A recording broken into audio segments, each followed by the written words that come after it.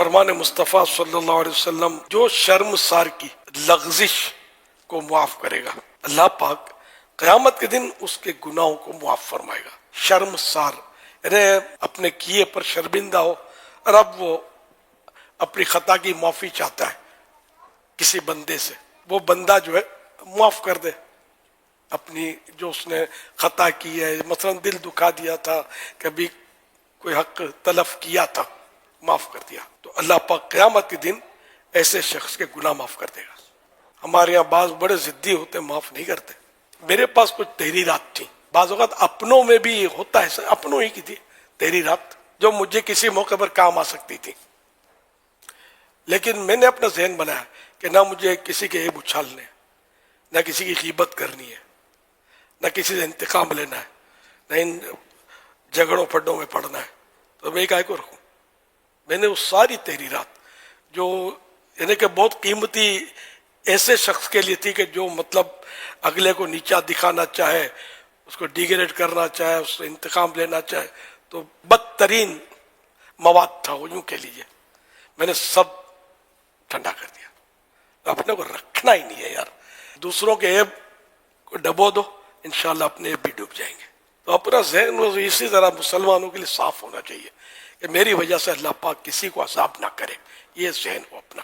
ہمارے بھائی ہیں, کبھی لغزش ہو جاتی ہے, واقعی دل ایسا دکھاتے ہیں کہ واقعی ہے کہ بہت تکلیف ہوتی ہے, لیکن بہرحال ان کے لیے بد دعائیں کرنا اپنے ذات کے لیے, اور بدلہ اور انتقام آخرت کی بربادی کی تمنا نہیں دی. اپنے ساتھ کیا ہوگا اپنے کو نہیں پتا, اپنے ایمان کا کیا بنے گا یہی نہیں خبر. تو اللہ پاک سے اس کی رحمت کا سوال کرے اور اس کی پناہ میں رہے بندہ. کچھ لوگ منتقم المزاج ہیں حضور, جی یہ درست فرمایا. ان کو اپنی عادت نکالنی کیسے چاہیے؟ اگر مجھ سے محبت کرتا تو میری یہ باتیں جو میں نے عرض کی, میں واقعی بولتا ہوں کہ بعضوں کی ایسی سے پولے تھی, بعض شخصیتوں کی کہ ان کو زمین بھاری پڑ جائے, لیکن میں کیا کروں یار یہ کر کے.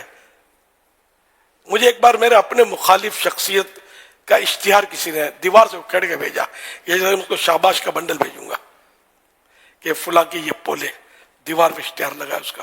بڑی شخصیت تھی وہ, اس اشتہار کو پورا پڑھا نہیں, تھوڑا سا پڑھا تو میں سمجھ گیا, اس کی پولیں لکھی ہوئی تھی, اس کو لپیٹ لیا, ٹھنڈا کرو.